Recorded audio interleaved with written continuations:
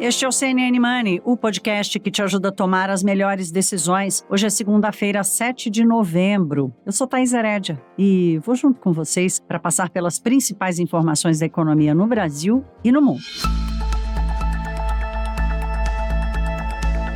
Turma, vamos começar falando aqui do nosso país e de governo de transição, porque nós estamos diante de uma seguinte situação. Imagine que para quebrar uma regra, você não pode desprezar todas as outras, né? Qualquer desenho institucional para atravessar ou para relevar uma regra, uma legislação, um limite, precisa ter um fundamento bastante responsável. Então, assim, entre a necessidade e as justificativas do governo eleito, o presidente ano que vem será Luiz Inácio Lula da Silva, para liberar os recursos do orçamento, tem muita lei vigente. Não é só o teto de gastos, né? Para ser mais técnica, tem a regra de ouro, tem a definição de metas para o resultado primário, se vai ter superávit, se vai ter déficit, tem a lei de responsabilidade fiscal. Todas as decisões que foram tomadas nesses últimos anos já romperam várias dessas barreiras e deixaram muitas delas mais frágeis, que é o caso, inclusive, do teto de gastos. Só que é o seguinte, o que foi já foi, mas e a partir daqui? É nesse frágil equilíbrio que a equipe de transição está agora. Para cumprir essas promessas, o presidente eleito vai ter duas opções aqui. A primeira delas, uma PEC, uma proposta de emenda à Constituição, que já ganhou o nome, PEC da transição, que vai ter que ser aprovada no seguinte contexto. Tem que gastar capital político agora, contando com um centrão que comanda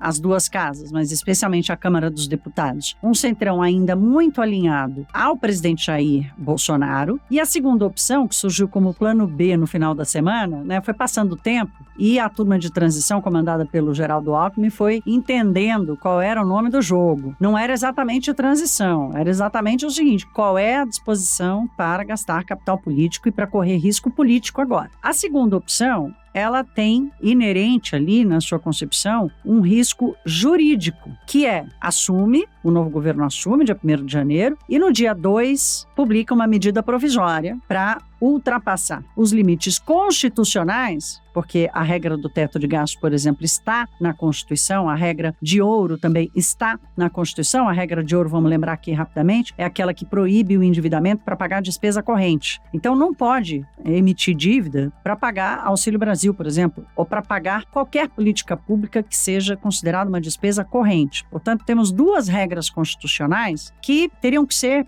passadas por uma medida provisória. O Tribunal de Contas da União já disse que tudo bem, que caberia e tal. O ministro Ciro Nogueira, da Casa Civil atual, alertou, falou, como é que é? Peraí, vai fazer medida provisória para passar a Constituição? O jogo não é assim, não. Então, minha gente, esse bate-cabeças na equipe de transição tem um limite, porque faltam 40 dias para o Congresso Nacional fechar o ano. Então, se não fizer nada até lá, goodbye. Vai ter que assumir risco no ano que vem, inclusive de não ter nada e não conseguir manter, por exemplo, o pagamento dos R$600 do Auxílio Brasil, que volta a ser Bolsa Família. É tanto nome, né? Toda vez vocês devem reparar que toda vez eu me confundo. Eu chamo de auxílio emergencial, depois volto para o Auxílio Brasil, depois volto para o Bolsa Família, mas o que é fato é que certamente voltará a chamar Bolsa Família. Esse contexto todo aumenta a pressão por uma resposta que o presidente eleito Lula se recusa a dar. Quem será o fiador disso tudo? Ou seja, quem será o novo ministro? Quem vai comandar a política econômica do novo governo? Ninguém sabe ainda. Não temos novidades. O que sabemos? Sabemos que não cabe tudo no orçamento. Este governo, o próximo governo, o que virá depois desse, vão ter que fazer escolhas mais responsáveis para alocar recurso público. Segunda coisa que a gente sabe, o mercado financeiro vai continuar em modo compra. Compra Brasil, compra ativo brasileiro, a despeito dessas dúvidas todas. Entre os emergentes, o Brasil virou quase um porto seguro, além de estar muito barato. Eu vou trazer daqui a pouquinho esses dados de um relatório do Bank of America. Então, vamos começar hoje falando sobre essa questão da transição. Nós recebemos hoje no Money, eu falo nós porque eu estou sozinha apresentando, Priscila segue de férias, mas é a nossa equipe, né? Temos uma equipe que coloca o jornal no ar. Então, nós recebemos hoje o nosso comentarista de economia, Sérgio Vale, para falar exatamente dessas duas opções. PEC de transição, correndo todos os riscos. Lembra do jabuti? PEC adora um jabuti. Coloca lá um jabuti. Jabuti não sobe árvore, né? Alguém que coloca ele lá. As PECs que foram aprovadas nos últimos anos vieram cheias de jabuti, chega pende a árvore, coitada, tomba a árvore de tanto jabuti. Então, ou corre o risco com uma PEC da transição, ou corre-se o risco jurídico no ano que vem. Vamos ouvir o Sérgio Vale, sua opinião sobre o que seria mais adequado fazer, inclusive do ponto de vista econômico. Eu tenho a impressão, Thaís, que para ter essa segurança jurídica que o governo quer para o ano que vem, a PEC me parece a mais provável e a mais adequada nesse momento. Ao longo de 2023, especialmente porque a gente vai estar passando por um momento de crise lá fora, com recessão no cenário internacional, Estados Unidos, Europa, muito provavelmente pode ser um motivo aí para você eventualmente acionar créditos extraordinários adicionais que possam aparecer eventualmente no ano que vem. Mas nesse momento agora, na relação do Auxílio Brasil, do novo Bolsa Família que está vindo aí pela frente, os outros gastos que o governo quer incorporar, eu acho que vale um esforço de atuação com o Congresso para fazer a PEC por uma questão de segurança jurídica de fato em relação aos programas que estão sendo lançados agora. Agora, além da questão em si do tipo de medida legislativa que vai ser implementada, fica a questão que a gente vai estar sabendo também essa semana, provavelmente amanhã, o que vai estar dentro desse gasto, que é a nossa grande expectativa também, se vai ficar na casa dos 100 bi ou se vai ficar aí também entre 150 e 200 bi, que era uma possibilidade ao longo da semana passada. Então, além da medida em si, o tamanho do rombo que vem para o ano que vem é outra expectativa grande que o mercado vai ter ao longo dessa semana.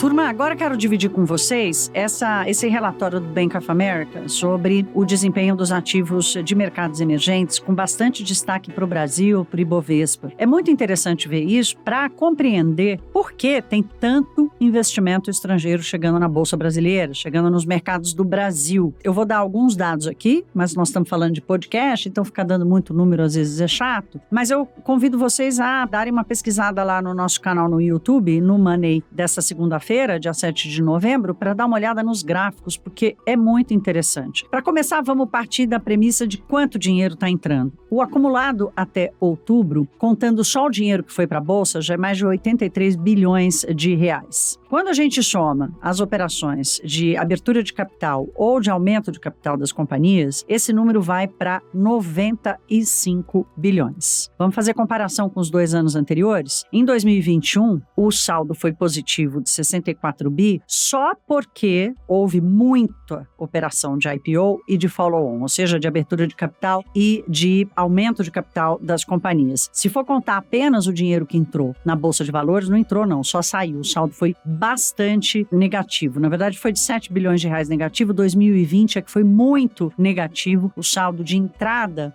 e saída na Bolsa líquido em 2020 foi de saída de 40 bilhões de reais. Mas aí, juntando follow-ons e IPOs de 2020, que foram pouquíssimos, mas mesmo assim conseguiram superar, fechando com um saldo de 2 bilhões. Então, nós temos aqui um ano, 2022, muito atípico, com um volume de operações enorme. Lembrando que esse ano não tivemos IPO, não tivemos follow-ons, tivemos poucas operações, né, na comparação com os anos anteriores. Quer dizer, o mercado de capitais no Brasil continua bastante ativo, mas o mercado acionário perdeu espaço em outras categorias de ativos que foram se desenvolvendo aí nos últimos anos, mas de qualquer forma, ainda assim é muito dinheiro. 84 bilhões de reais no acumulado até outubro é um dinheirão, nunca antes visto aqui no país. O segundo dado relevante, são muitos, tá? Esse relatório do Bank of America está muito completo, tem muita informação lá. Mas tem um dado interessante que ele faz uma comparação do desempenho do Ibovespa, que é o principal índice da Bolsa Brasileira, com um grupo de 7 das maiores companhias estatais do país. Nessas 7 maiores companhias, nós temos Petrobras e Banco do Brasil e Eletrobras, que são do governo federal. A Eletrobras foi privatizada, mas segue no mercado e segue com uma composição ali de peso da União como acionista. E temos ainda BB Seguridade, Caixa Seguridade, que são também da União, e vamos para Sabesp, Copel e Semig, que são empresas de saneamento de energia, empresas estatais de estados brasileiros, né? São empresas públicas dos estados brasileiros. Essas 7 companhias tiveram um desempenho muito melhor do que do Ibovespa, muitas vezes maior do que o desempenho do Ibovespa, mostrando aqui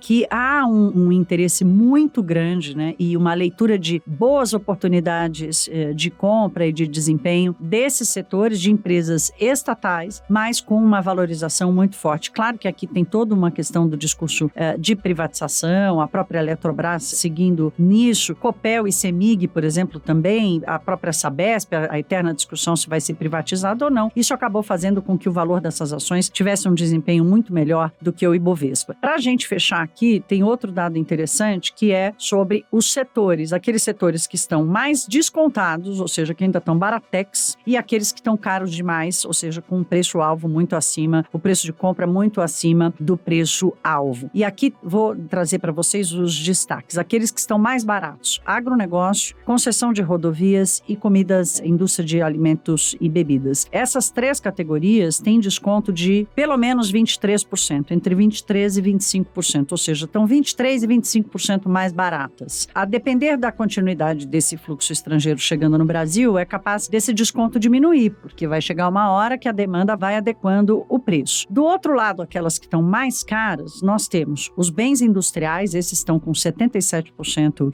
estão 77% mais caros aqui, especialmente setor de máquinas, setor de educação com 53% acima e saneamento 27%. O setor de educação, nós temos aqui uma questão que é o seguinte: as empresas que tiveram um valor aqui nas últimas semanas, embaladas na possibilidade de vitória do ex-presidente Lula, que acabou se confirmando, elas estão subindo na expectativa de uma política pública de incentivo a financiamento estudantil e tudo mais, não necessariamente pelo desempenho exclusivo das empresas, porque esse é um setor que é considerado que já está bastante, especialmente no setor de educação do ensino superior, é considerado bastante completo já no Brasil, já está saturado. Então, 53% de preço acima do preço-alvo. Ainda assim, explica bastante do fato do Brasil chamar tanta atenção. Entre os emergentes estudados pelo Bank of America, nós temos Rússia, nós temos China, nós temos Turquia, temos Chile, temos Colômbia, África do Sul. O único país que aparece ali meio que competindo com o Brasil de igual para igual é o México, que tem o fato de estar ali na fronteira com os Estados Unidos e não descarrilhou ou não desgarrou tanto da estabilidade política e econômica como os outros países. Então tá aí, se quiserem dar uma olhada nos gráficos e nessa explicação de novo, tá lá no Money, na televisão, é só encontrar a gente no nosso canal no YouTube e também no Prime Video, que estamos em streaming duplo aqui na CNN Brasil. Vamos falar um pouquinho de mercados. Olha, essa semana tem 2 eventos internacionais que estão tomando conta dos mercados, e isso está acontecendo tanto na economia americana quanto na economia mundial. Sobre a economia americana, temos os midterms, as eleições de midterms de médio termo, que é a renovação de parte do Senado e renovação também da Casa dos Representantes, que é como se fosse a nossa Câmara dos Deputados. Tem um risco fortíssimo do partido do Joe Biden, dos democratas, perderem a maioria que tem hoje, tanto em uma quanto em outra, tanto no Senado quanto na Casa de Representantes. Então, aqui coloca o governo de Joe Biden, que ainda tem 2 anos pela frente, numa situação de praticamente ingovernabilidade, porque se perder maioria nas casas, significa que nada que você quer vai passar no parlamento americano. Isso não comprometeu, por exemplo, a abertura dos mercados hoje, que está bastante volátil. Às 4 e pouco da manhã estava tudo vermelho, às 5:30 da manhã já passou tudo para o verde. Então, a volatilidade continua atuando nos mercados. Na Ásia, por exemplo, há uma leitura, uma expectativa de que vai sair um anúncio de relaxamento das medidas de restrição para o combate à Covid.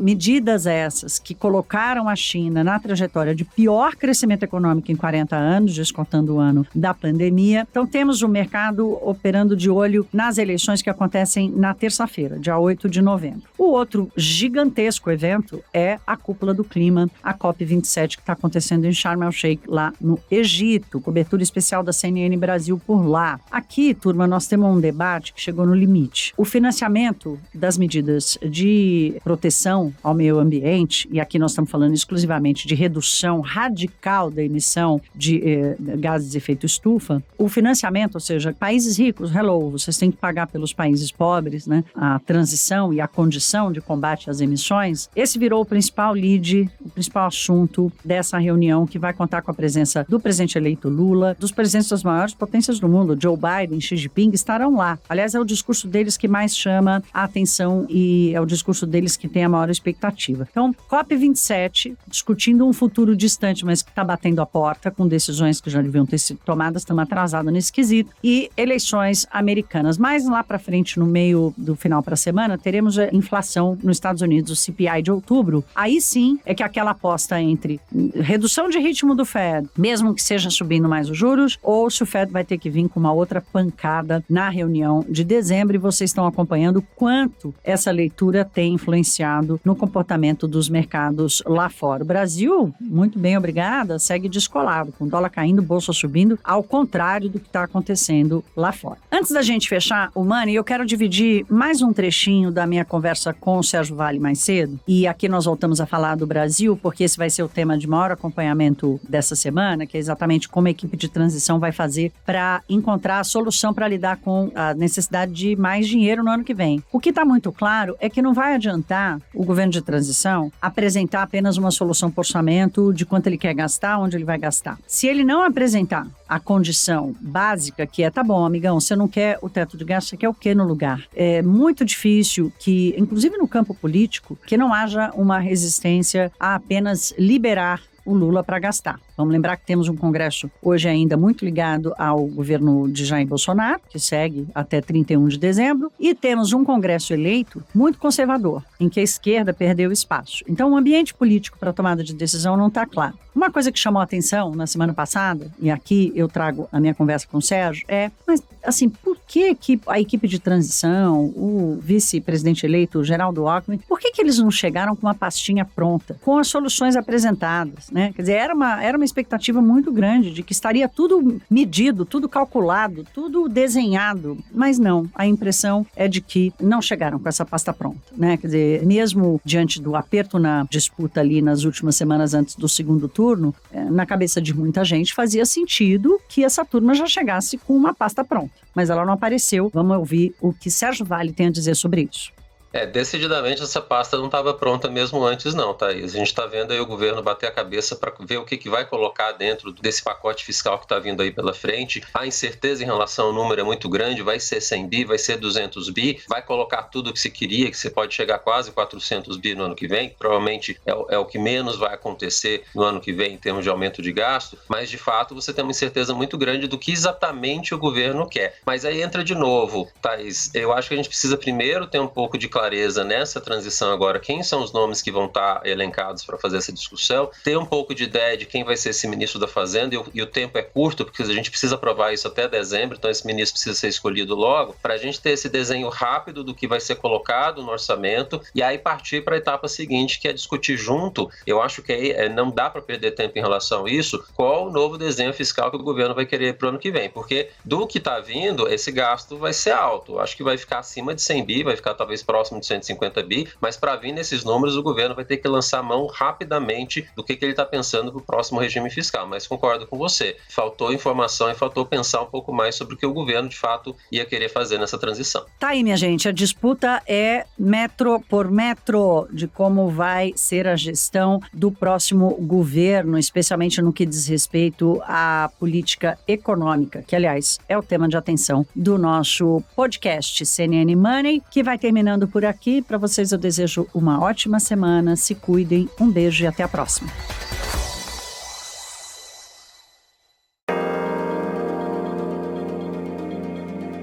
Com apresentação, pauta e coordenação editorial de Thaís Herédia, este podcast é produzido pela CNN Brasil com edição da Maremoto. Produção Larissa Coelho e Fabrício Julião. Edição e sonorização Felipe Gomes. Coordenação técnica Paula Weinberg e Felipe Gomes. Coordenação de produto, Verônica Schneider. Você também pode ouvir o CNN Money no site da CNN Brasil e aproveite para conhecer os nossos outros programas em áudio. Acesse cnnbrasil.com.br/podcasts.